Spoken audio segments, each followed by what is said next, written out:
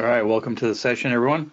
Thanks for joining us. We're just going to give it one more minute before we kick off to let the room fill up to its maximum capacity. But thanks again. Hang on for 1 minute, please.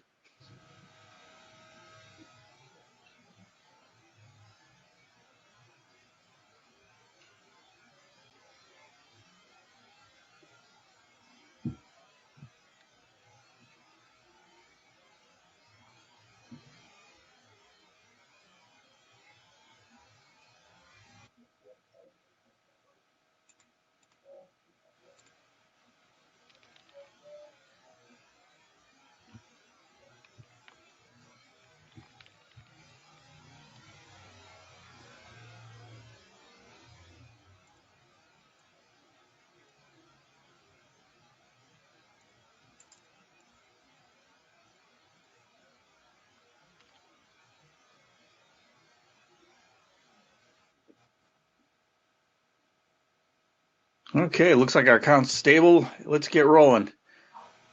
And again, welcome to the session. My name is Greg LaRoche, head of product at PreVeil, and it's my pleasure to moderate this panel today. Thank you all so much for joining this breakout session today that is all about CMMC compliance fundamentals.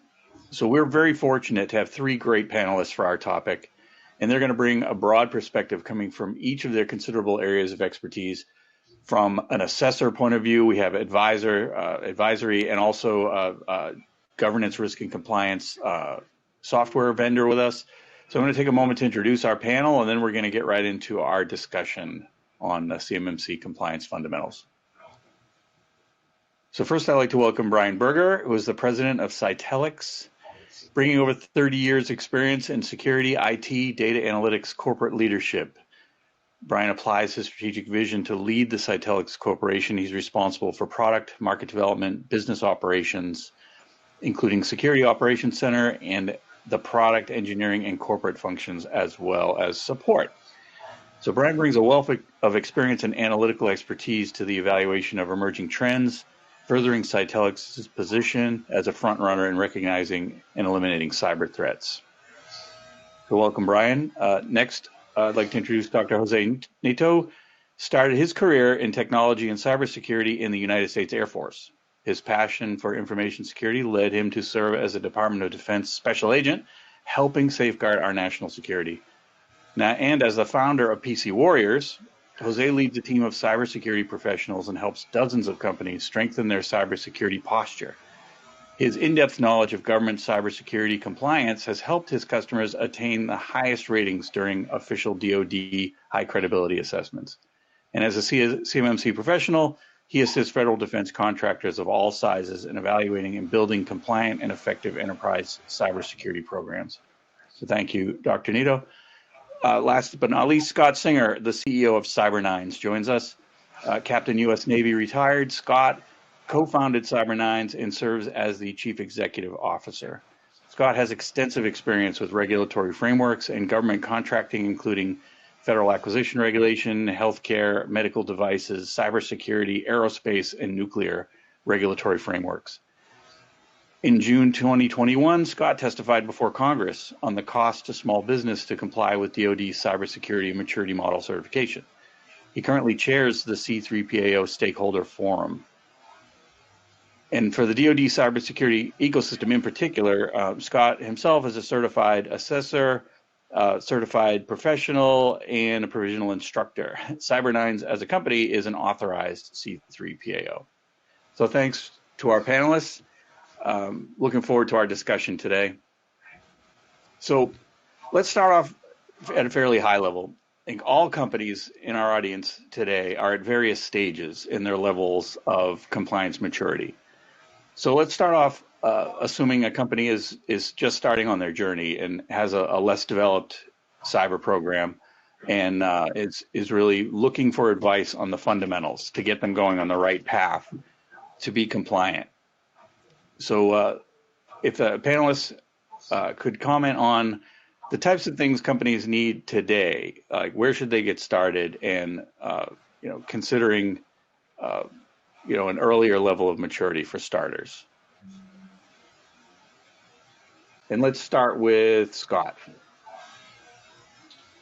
Thanks, Greg. Good morning, or good afternoon, depending on which time zone you're in, I guess. Happy to be here and discuss this. So what I would say is it's really important to understand the requirements you do need to meet today and understand where those are coming from, which contracts you have, and how those are getting flowed down to you as a business. And, for the thing that, we're basically, the key thing we're talking about, right, is DFARS 252, 204, 7012. And there are some basic things that are kind of really critical in being compliant to that requirement. And it boils down to making sure that you have a system security plan in place that explains how you're currently protecting DoD, CUI, and FCI. And first of all, as you even heard from our intros here, there are a lot of acronyms in this space, whether you're coming from DoD past or not. But federal contract information and then controlled unclassified information is what FCI and CUI, and I won't get into the definitions of that. But it's very important to have that system security plan, to have a plan of actions and milestones, which is, I call it the get well plan. It's what do you need to do to meet all the different controls. And then there's a couple other ones that people kind of forget about. And it's important to have a medium level of assurance, and that's a digital certificate, because there is a requirement to report a breach within 72 hours.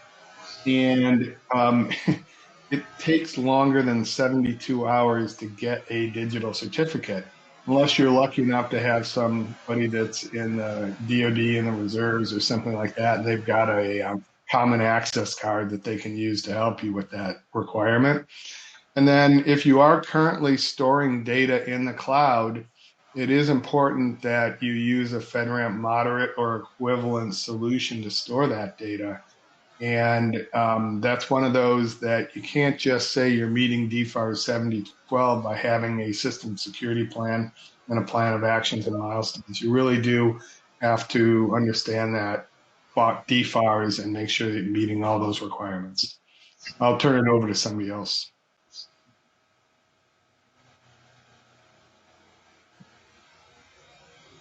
Yeah, jump right in. Yep. Wasn't sure, Greg, how you want to do this. So I'll just jump in a little bit. Kind of teeing off Scott, having those materials available to identify, where you're going next. That foundation really is a baseline assessment. And so the organization really should, identify their business objectives, what's driving their approach to a cybersecurity compliance framework. If it is DFARS and NIST 80171, 72, and if they have other objectives in their commercial offerings, they should look at that from a baselining perspective and understand the approach they want to take to understand the risk of the organization. And from there, things like understanding their network, just from a design and protection perspective, how the information is held and is it subject to leaking, things of that nature. Can you profile the network to understand if you have bad actor connections or not? And understand vulnerabilities. So from that point, the organization really has a baseline of risk for where they're headed, and that'll really help them drive those high value items in the POAM to protect the organization as quickly as possible. So I think those are some additional thought processes that an organization should start to look at as they embark on this journey. If I may, what I would recommend, because as you mentioned, Greg, we do interface with many companies that are at different levels of their maturity. And it's important, as you mentioned, the baseline, right? Most companies, I believe, don't have a true understanding of their current cyber posture. So that is their starting point. If they want to begin from 0 to 110 in the 800-171 is they need to know where they're at. And that depends not just from a technical standpoint, but also, as we mentioned, the SSP. Some companies may have a level of technical tools deployed, but they may lack. We've seen companies that don't even have that SSP. So an assessment couldn't be performed without one, but it's the administrative side, the technical side, and also the clarity and the understanding. Because if once you understand where you're currently at as far as your cyber posture is, having clarity to move forward, and understanding the abstract regulations and the abstract security controls, and having someone that can help you navigate and give you that clarity that is needed. Yeah, that makes a lot of sense. So you just opened a secondary question. I'm going to follow up with you again, Dr. Nito. Okay, so let's say they've now understood the basics and kind of are underway, and they're, developing their system security plan. So how does that change their focus and basically the checklist items now that they've got the basics understood and they're working towards a more tactical program development phase?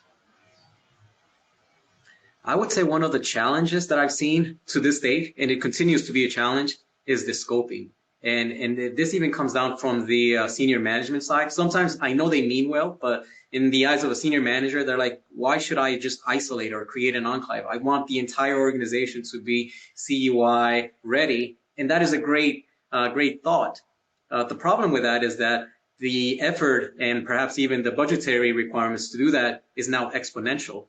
So maybe the big goal is to have the entire organization to be CUI compliant, but that may take years and a large budget. Maybe in the meantime, we focus in scoping everything correctly and we protect what is required, and then we continue to expand and perhaps move progressively towards having the entire organization. But scoping is the biggest challenge that I see. People don't understand it. The organizations don't have a clear understanding of scoping, and I think that is the most critical portion in the planning phase.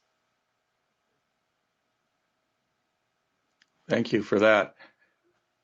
All right, so that raises an interesting next question in my mind. So we have all these companies out at various stages of maturity.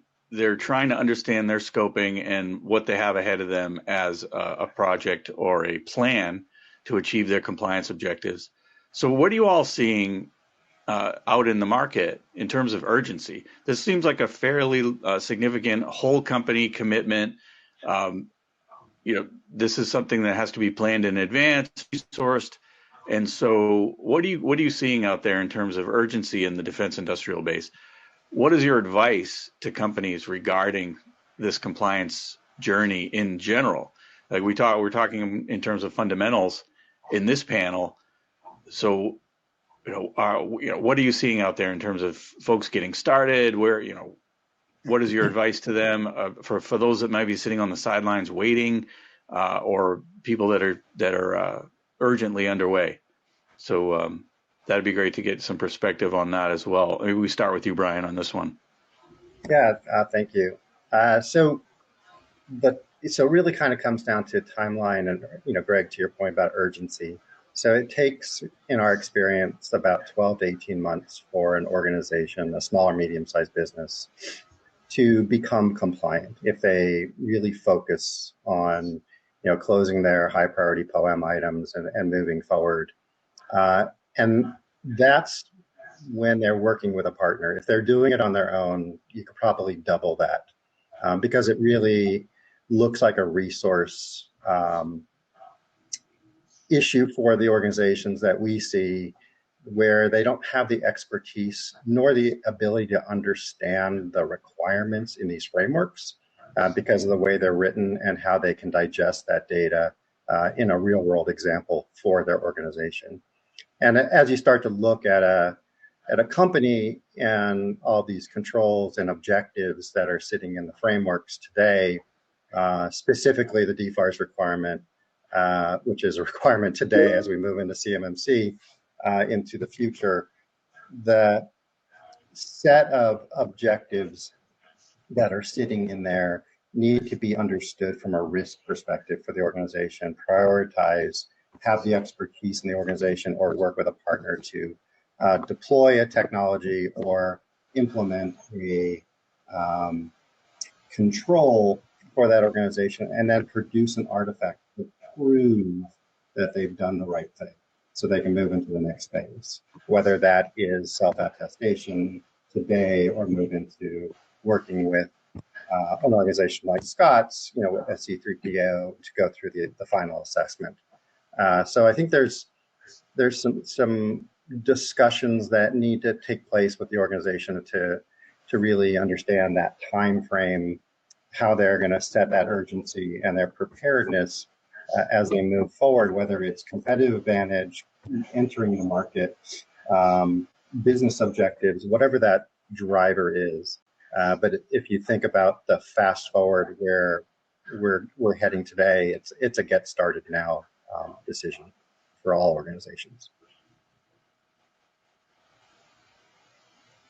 Very good. So, Dr. Nito, interested to hear your perspective, because almost in terms of life cycle, you're going to get involved as an advisor in an advisory capacity or in a consulting capacity, early, middle, late stage in these projects. So what are you seeing out there in terms of, and how are you advising companies that maybe are thinking, when do I jump in? When do I start? How do I start? Yeah, that's a great question. We've seen companies that at least they have 6 months to get prepared, and for some reason they started on their own, and then they realize that they're a little bit more complex than what they anticipated. So then they bring us in a few months, maybe 3 months before the assessment, and at that point it's critical. At that point, we really have to allocate a lot of resources from both the organization, from our organization, to really help them catch up. So we discourage to leave everything till the very last minute.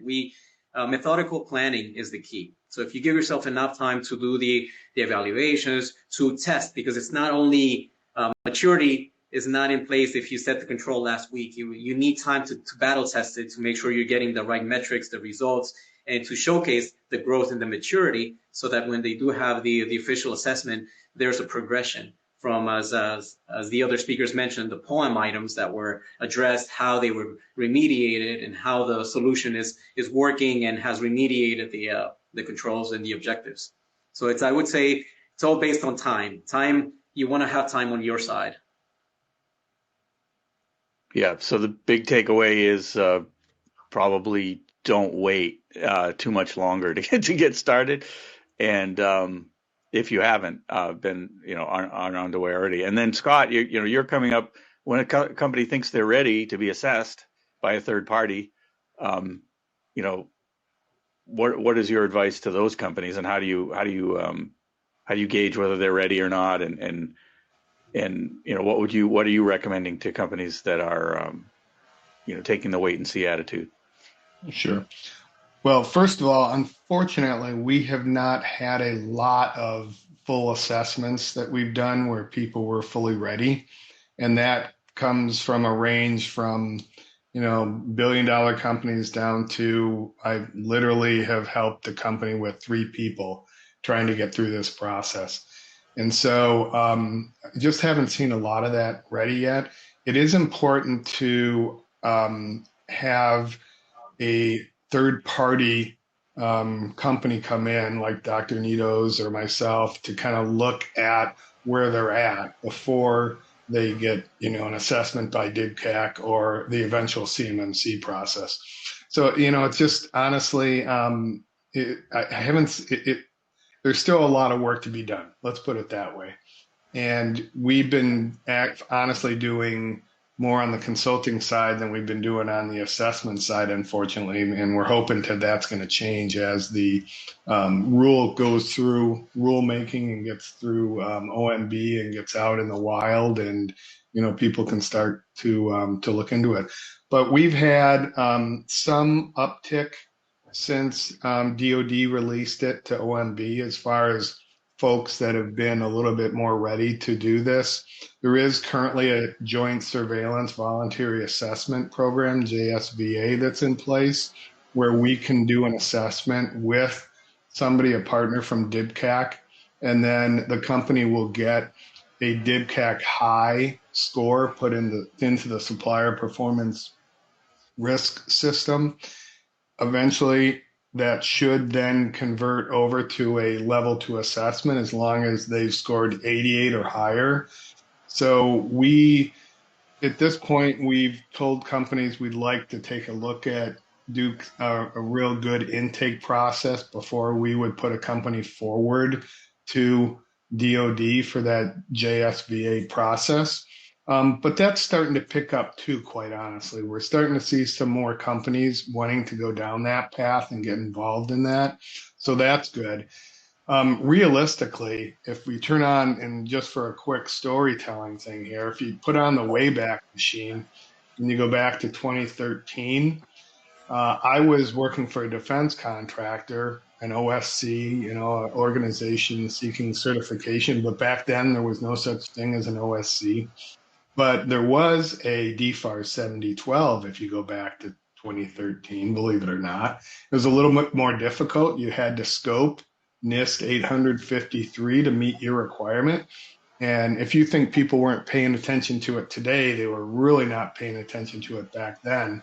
However, I should have been, because I got hit with APT1, Advanced Persistent Threat 1, and that was Chinese actors coming in, going after our systems.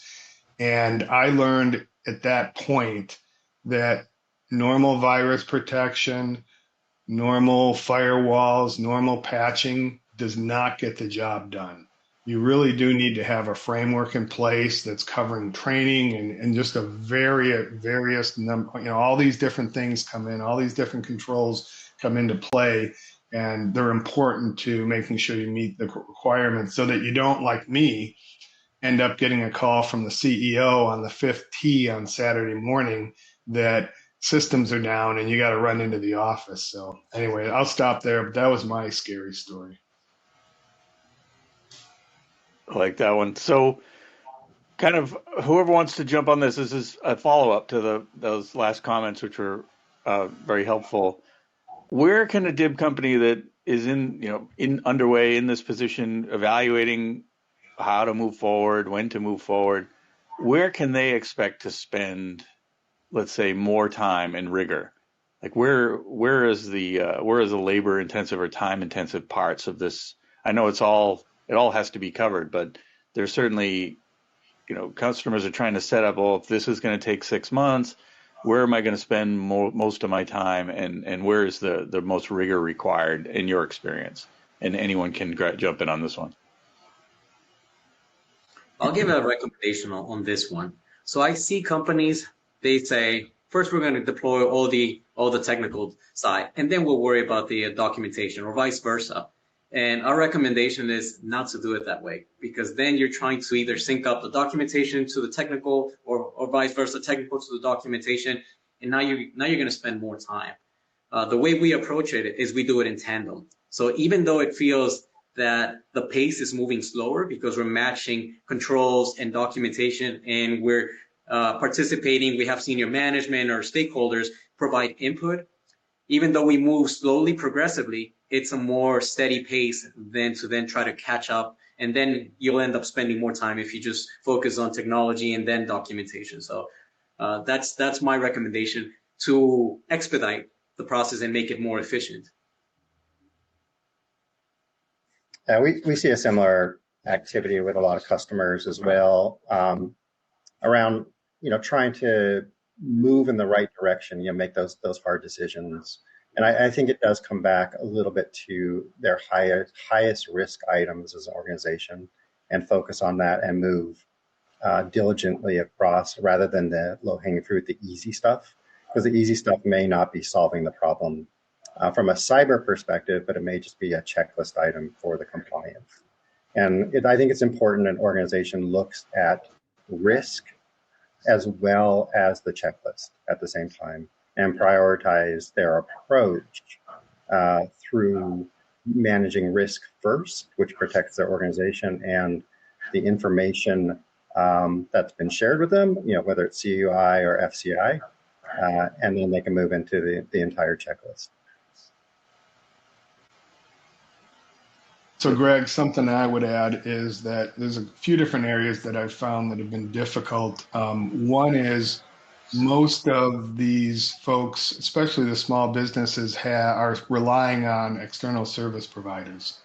So they're relying on managed service providers. They're relying on managed, security providers if they're helping them do they're alerting and all those processes and logging and things. So those are difficult for a small business, even a medium-sized business, to deal with. The other one, we've sort of touched on this before a little bit, one that's really critical is, where is the CUI in the business? I've had more difficulties in doing scoping at the beginning of processes with these companies, and it didn't matter whether it was small or large, is, where is this data? Do I really have CUI? Or it's not labeled correctly, the CUI is out there, and just because it's not labeled correctly doesn't mean it's not CUI. If it kind of walks like a duck and quacks like a duck, it's a CUI. But in any event, so those are the difficulties. One last thing is the cost of some of these tools tend to come down. And so we've been trying to put some things off, not GRC tools, but things like tools related to SIEMs, tools to aggregate logs, tools or companies that are providing those services. Because again, how does a company with 3 people, let alone 100 people, manage all that cost of all these different things? Because they can't do it themselves, right? And so we've been trying to look for those tools and things as a C3PAO and a consulting firm to help companies get there. I'll stop there. Great, thanks, Scott. Although you teed up a nice question for Brian, where you mentioned tools and technology, which is really the Cytellix wheelhouse. So let's talk to us a little bit about how the tools can be part of that program development and maintenance, and how there's a lot of steps along the way, and how should companies be thinking about whether they need governance, risk, and compliance solutions like yours. Yeah, thank you. So first, I think we should peel back the onion a little bit on GRC. I think it's another acronym, back to Scott. So we have in the market governance, risk, and compliance, and each one of those words has meaning within a platform approach to managing risk for an organization. It's starting to converge with other parts of IT security today. And so we have this movement of the risk and compliance piece of GRC with another set of acronyms, Managed Detection Response, or MDR, or Extended Detection Response, or XDR, that you may start to see a little bit, from Gartner and others. And there's technologies and products that roll up underneath that. So things like log management, to what Scott was talking about, log parsing, endpoint detection, so things like next generation antivirus, so NGAV, to response capabilities around endpoints, to vulnerability management, to other areas of discovery and profiling of assets on your infrastructure, that all become important parts of understanding the leakage of data. And so as you start to look at platforms in GRC, think about that convergence of the other parts of the IT security pieces that you're looking to accomplish to protect the organization and monitor from a security event or a leakage or a reportable event. And I know Scott mentioned this a little bit earlier as well. And so these together into a visibility platform so you can see it. And I think that's really the big bridge that we're looking in market to really help customers with an affordable way to see my compliance, an affordable way to see my risk, my posture, and my attacks, all in the same place. And that's really the area of success for both the DIB, the defense industrial base, the supply chain, the prime contractors, and traditional enterprise, small, medium business, as they look at, both their commercial and their DoD obligations. as a business to have that visibility. So whether they've got a SEC reporting issue and a DFARS reporting requirement, they can accomplish both and see that in one place. And so I think that's where GRC is headed. As we kind of say often, that's where the puck is headed. If you're a hockey fan, and really understanding that visibility. So I'll stop there. I'm sure there's a couple questions that come from that. Yep, and we are setting aside time at the end for questions, so keep entering those in the Q&A, and we will get to as many as we can. We're going to try to set aside 15, 20 minutes at the end for questions. So we'll take those all in one section. All right, so I know we're talking about fundamentals, but there are like areas of complexity or confusion common in our market, and what we hear from a lot in our customer base and people that are thinking about how to achieve compliance objectives in their companies. And they ask a lot about things like, well, how do export controls relate to CMMC or DFARS or 800-171? And I think it'd be great to hear your perspectives as advisors and experts in the section. Like, how do you advise companies that are having to deal with export control data as well as, let's say, CUI data, even though they may be somewhat similar in some ways? Let's start off with you, Scott, on this one, please. So we've got overlapping regulations here dealing with the data, and CUI is not the same everywhere. The DoD has 4 categories to protect CUI. Controlled technical information is the key category, and however, when there's also export controlled CUI, and when you look at that, you say, okay, so what the heck does that mean exactly? Well, not to get too technical, but there's this term called specified CUI. And what that ends up meaning is one of these other departments has some unique rules or things that they need to protect that data. Okay, so you've got this layer of the specified export control, and I'm sure people have probably heard the term ITAR, International Traffic in Arms Regulations. Well, the majority of data that is ITAR, that is protected under State Department regulations under Part 120, that also is often DoD CUI CTI. You gotta love those acronyms, huh, Greg? So so when we come in and we're talking to a company and we come up with an access control policy or procedure to help them with, we want that procedure to cover as much of the activities that business is doing. Okay, so if they're exporting, then they need to have an ITAR compliance program or an export control program that has procedures. Well, those procedures can also be used as something you point your system security plan to when you're trying to protect DoD CUI. So you want to kind of dovetail this in and you don't want to recreate the wheel for each of these programs. And to most of these companies are going to be also ISO or AS9100 certified, and put all of these procedures into your quality system so that you have existing programs in place for internal audit that you can build upon. You have internal training procedures that you can build upon, and then it becomes additive. So you're not looking at this whole CMMC or DFARS 7012 program you're trying to be compliant to as a separate thing. It should be in concert with your export control program. Lastly, I have never found a requirement in DFARS 7012 or in NIST SP 800-171 that says that you can only have U.S. persons have access to the data.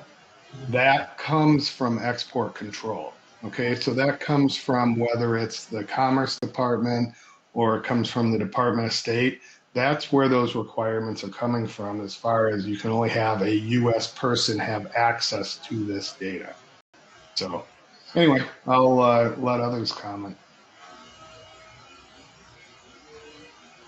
I want to piggyback on some of the items that Scott mentioned, even going back to the SSPs. And a little bit, I'm going to tie a little bit of export controls, the SSP discussion, and the scoping discussion, which I'm bringing it back specifically for export controls. One of the challenges that we see with companies, the smaller companies, is the SSPs. And the discussion comes up for scoping is, are the SSPs part of the scope? And my answer to that, now putting my assessor hat, is if you have administrators that are your SSPs that actually have access to the locations where your containers, you're safeguarding CUI, I see it that they're definitely in scope, because now you have a third party that has access to modify, copy, and manage that CUI data. And in addition to export controls, those additional requirements, right? That it may only be accessed by US person and not foreign entities. So those requirements are there. So I would say, for my recommendation to all the small businesses, is to make sure you do your due diligence when getting an SSP, not an SSP, I'm sorry, getting an MSP, a provider, security provider, because they may be in scope based on the amount of control and access that you're giving them. And as an assessor, we're going to look into how they're managing those operations as well. So if they're not compliant, then that puts you in a tough spot. So you want to make sure that your provider is also in compliant and understands all these regulations and has everything, their house in order, so that they can serve you in a compliant, resilient approach. And I think the other item, and I think it kind of tees off Dr. Neto, is really that flow down responsibility from the contracts. And so the supplier, and understanding how they're managing CUI, import, export of it, foreign national access. I think those are important compliance requirements that the suppliers need to start to consider as they work with subcontractors for delivery. And so that really starts to fall into that export control. There could be data residency responsibilities for an organization based on foreign nationals and data from foreign nationals that they have to consider as well. And so there's, we're getting into the weeds a little bit, but there is a trickle down effect that has to be a consideration and a conversation with the supplier as they move through the process. That makes sense. Thanks for that. So you probably figured out the title of this panel included the word checklist, but you'll notice nobody has put a checklist up on the screen. This is, I think that what we were hoping to communicate, and hopefully some of the takeaways from this panel and its comments included the necessity to understand where you are, scoping, understanding that this is a journey that is going to take time and investment, and that there's lots of ways folks are out here that can help, and checklists can be useful, but I think there's some basic blocking and tackling that is going to happen before any checklist is going to become incredibly valuable. But I do want to give the opportunity to say, like, for example, in the PreVeil website in our blog section, you'll find a checklist about CMMC compliance and endpoint device protection. There's a couple of checklists in there that I invite folks to go check out. But put it in the context of all the comments you've heard here this afternoon, and how checking boxes is really not going to get you all the way there. It's a complex set of requirements. But also, back to the panelists, I know we're coming up to the mark where we want to switch over to Q&A. I'd invite you all to give me a couple of minutes of final words before we get to the questions, and also include any kind of checklist resources you might recommend to folks. And let's start with Dr. Neto. So we have to go back to the basics, right? And I think someone posted under the live chat. So the 800.171 alpha at least gives you the official guidance that even the assessors are using to look at your environment. Not to say that it's not very easy to read or interpret. It all comes down to interpretation. So you want to make sure that is where you need that expert assistance to help you provide that clarity. Some of these controls are very straightforward. Some of them are not. So, but that is the basics. So at least that's the common ground for all the assessors, practitioners, and professionals to go through. So I would say leverage that, because that's accessible to everybody, and we can see the 110 controls and 320 objectives. And so that would be my starting point, sending you to an official guide that is the common grounds for everybody. There's also, so we produced some white papers at Cytellix that are pretty helpful. And I think those would, and the team can support that if anybody would like to get those. But also things like design guides, user guides, implementation guides really help as a checklist methodology to help an organization through some of these complexities. And it's back to that, what is the objective asking me to do as an organization? What's that question in the 110 controls? And understanding that and being able to implement it fast, effectively, and cost effectively for an organization. And so I think working with a partner that can help you through that and kind of give design guides and implementation protocols that will really help get to the final checklist, which is the artifacts or proof of compliance. And so I think that's the process an organization should start to look at outside of what's available on the site around NIST 800-171, Alpha, and 72 as they go to level 3. So I think those are options to consider as well. So I'll go ahead last here. First of all, I don't believe there's a prescriptive checklist you can follow. It requires understanding. You can create an internal checklist for your business based on the current FAR and DFARs that you have to meet within your contracts, as an example. That will help then create that list of things that you need to be compliant to. As they talked about, there's 320 assessment objectives, and the NIST 800-171 Alpha is a good guide to follow to walk through that. That should be creating a checklist, right, that gets turned into a poem if it's an item you haven't met yet. We internally at Cyber9s, we actually we've broken up the 110 controls into phases, and for each phase, we have an internal checklist that we use, and those checklists that we use are things like, okay, this control requires training, okay? Do we have a training slide deck? Are we using some training tool to help us? I mean, so that's kind of what we end up creating our own internal checklist to help walk people through. But I would highly recommend that you find yourself a good partner to work through this process that has those checklists, whether it's a tool like PreVeil, whether it's, RPOs, registered provider organizations, or C3PAOs to help you get through the process. But it's going to be a lot quicker if you've got somebody that's already dealt with this or that's been through this process themselves. So, Greg? Great, thanks. So I've gone through the questions while you guys were making your comments, and a few themes emerged. So it's good that we may not have time to take every single question, but hopefully we'll tap some of these major themes as we go.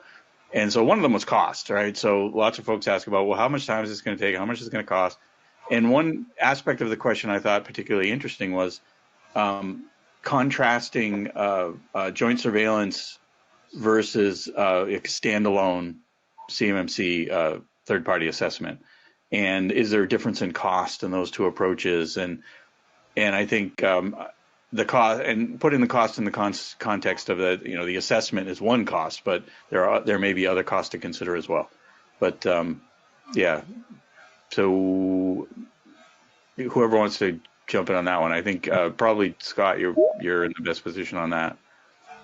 it's always scary to start talking about costs of these types of things because Yep. because people kind of zero in on that, right? There's that bias towards that. But um, at one point, they had put out an assessment. DoD had put out an assessment would cost around $25,000. I mean, just randomly, right? But it really does depend on where you're at and how you are from where you are today to where you need to get to. If you think about this taking, a year and a half, you can kind of get a feel for what that's going to cost. I will share what it cost me to get my environment up to speed, and this is always dangerous too, right? But it was close to about a year and a half to 2 years to get ready for DIBCAC to come in and do our assessment.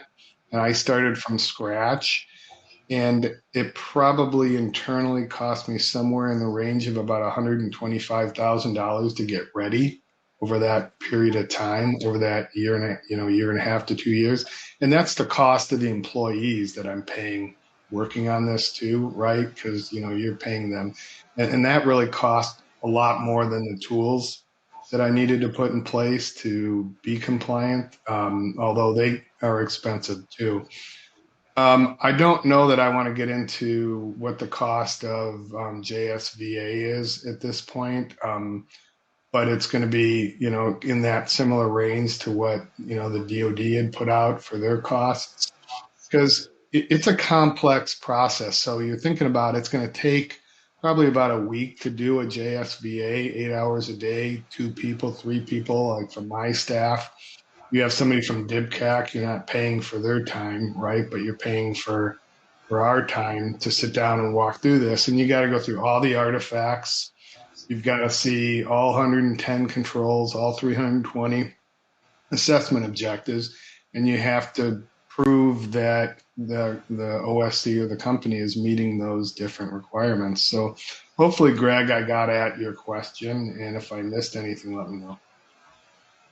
I think that's a useful perspective. We there's another theme emerging in the question through the question set as well as about applicability. So because we didn't spend a lot of time talking about that, like who has to go through assessment, which types of companies and what type of contract requirements do they have to have in order to be required to go through assessment? I think that's a valid question for you, Dr. Nito. This one is a tough one because there's not definitive language written down, but I think I will say that going back to the contract on this one, right? We really have to read that DD 254, that contract vehicle in depth, and look through that information to see what the level of criticality is and whether it warrants perhaps just a level 1 or perhaps a level 2 type requirement. At this point, we're not really focusing on level 3s. But the contract vehicle would dictate what is required, and it will give us the most amount of specificity that we can gather. Great. So a lot of questions having to do with third-party services as well, which we touched on briefly, but maybe provide some more color around managed service providers and scoping. And without getting too deep into the weeds, one question in particular mentioned security protection assets and how the requirements apply to those. So I think that there's an area of confusion in the market about how to think and talk about those things, and understanding that there's some ambiguity remaining in the standards. But from your experience and your expertise would be particularly helpful, I think, on these questions.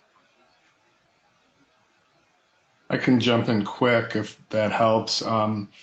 This is a difficult area, and we've got an organization, C3PAO Stakeholder Forum, where we try, as a bunch of C3PAOs and candidate C3PAOs, try to interpret these different controls consistently, and we'll put out our interpretations and have folks vote on it and things like that. So we want to be kind of consistent about it. So I'll just kind of let other folks jump in too if they want to answer the question. I think I'll just kind of jump in, Greg, a little bit on the MSP side, MSSP. Where an organization should be working with a third party. They may have a break-fix organization today that they work with, for desktop support, but that's not cybersecurity. And we start to see quite a bit of those types of organizations say we can take on this framework set of capabilities for a supplier, and that really kind of dead ends really pretty quickly because of the ability to understand the language and the experience of managing framework objectives and asset protection for an organization. So it's definitely a recommendation. As it's not a recommendation of get rid of your MSP today. It's have a set of expertise that understands the framework methodology to help drive through both the compliance requirements and the security requirements for your organization. Right, and follow up to that, I think, because a lot of this speaks to scoping, as we spent a lot of time talking about that topic today. So if you understand, let's say, what kind of access the third party has to your data, and how do we classify, like, they're accessing logs, but do logs have CUI? And there's several questions in the pipeline that are close to that kind of theme, saying like, well, these third parties do have access. So are they themselves required to be compliant? And what kind of requirements do those folks have based on what they can access? So I'll just jump in on the MSSP side, because that's the work we do. The access that we see as an organization is metadata, not CUI. And so we kind of draw a line between what are assets of the organization from a knowledge perspective, how they run their business and the work they do, to the profiles and attacker information and the behavior of the organization from a user and infrastructure perspective. And so that starts to carve that line out between understanding what is visible to a third party. I think it's a really important segmentation discussion to have with your third parties you work with, unless it's somebody coming into the organization and doing an analysis of the systems and looking at what's on those systems, which is a different approach. To do, what Dr. Neto described earlier about building enclaves and things of that nature. But there definitely is a separation of duties that should be put in place for cybersecurity and CUI management. All right. Well, that also, one more follow-up to this thread. I think this is a very interesting topic. And that would be the notion of shared responsibility. So a couple of comments already in the Q&A channel suggesting folks obtain shared responsibility matrix, from their suppliers, from their partners. Someone add some color and comment on that notion as well. I think it's super important. So see if you guys agree. Yeah, if I may. So this is a very important aspect of the whole process, because you may have a SIEM solution that's doing the logs, and you may have another cloud solution that may be doing your spam. And so you have all these providers, and the compliance levels that the solutions have are specific to the product. So there is that shared responsibility that the organization still has to configure, deploy, monitor, and track the additional items that may be outside of the scope of that particular solution. So there is definitely a shared responsibility for the assets. And going back into the security assets discussion that you touched on, is now there's more clarity. And even if there's a firewall that may not necessarily store CUI per se, there are settings that are being deployed to protect the overall infrastructure. So that's definitely an item that we would look to see, that make sure it's FIPS compliant, make sure that it meets the mark, make sure that it's configured to provide the necessary security services like VPNs and secure tunnels. So the assets are in scope, and the shared responsibility is also critical, having a clear understanding as you become resilient and compliant. Thank you for that. So what's your advice? Is this something you obtain from vendors? So you ask them for a shared responsibility matrix and they have that kind of ready to go for your consumption as a customer of those types of organizations? We do. We provide a shared responsibility matrix to show where roles and responsibilities sit and authorities required and how it collaborates with other third-party tools and providers. And so I think it's an important part of the go-forward planning for an organization. I would add one other thing too, is that there's been some kind of questions also around ERP systems and things like that. And if we take a step back, the basic requirement here is, knowing where your CUI is, and then protecting it, right?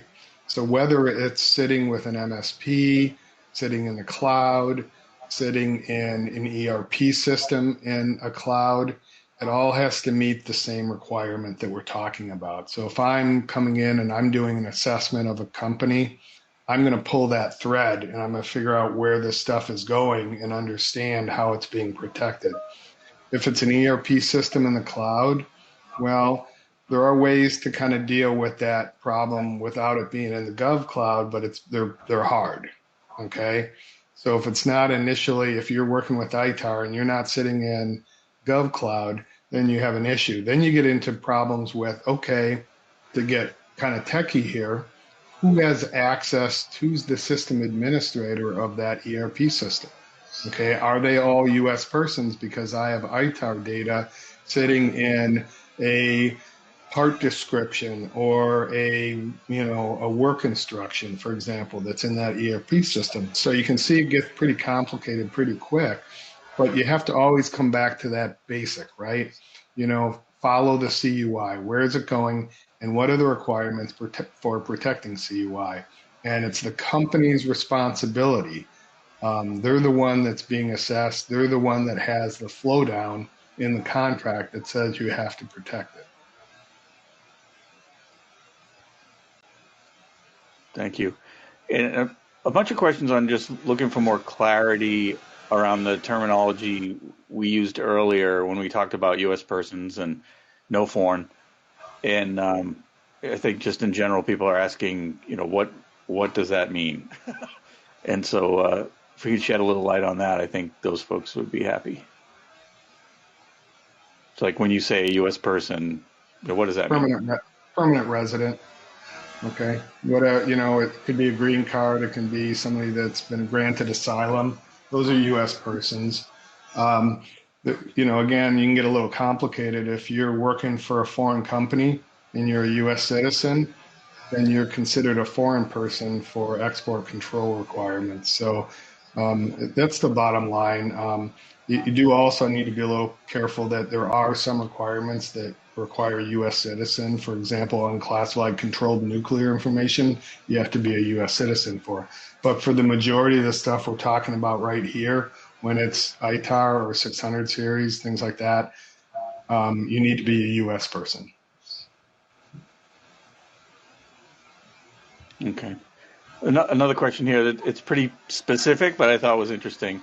And we're probably going to have to wrap up in the next couple of minutes, so this may be the last one. But I think this is a question from someone that's developing software that gets delivered to the government. So this is a very particular business model, other than manufacturing or say, service provider.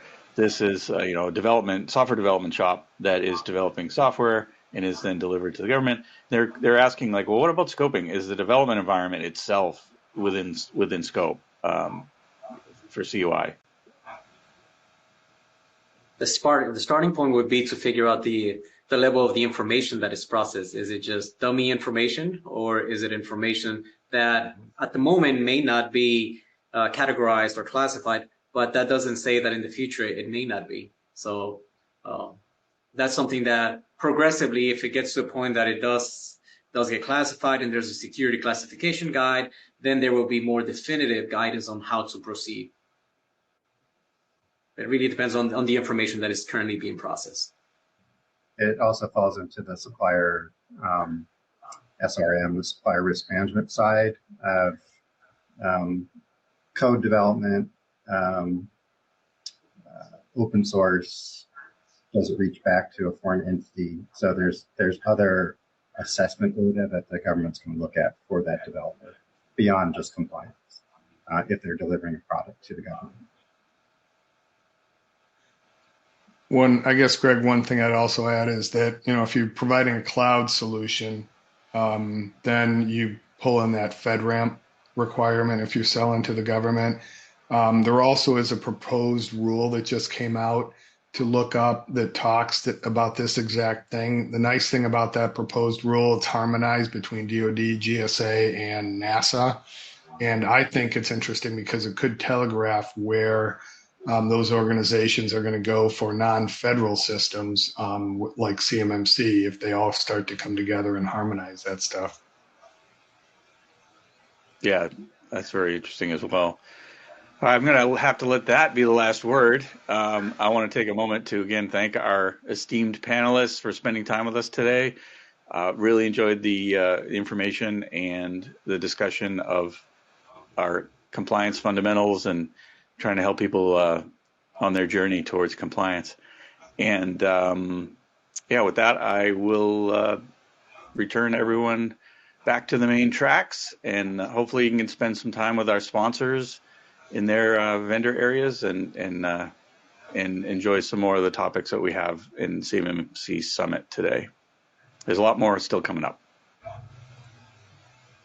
Thanks, everybody. Thanks, everyone. Bye. Bye.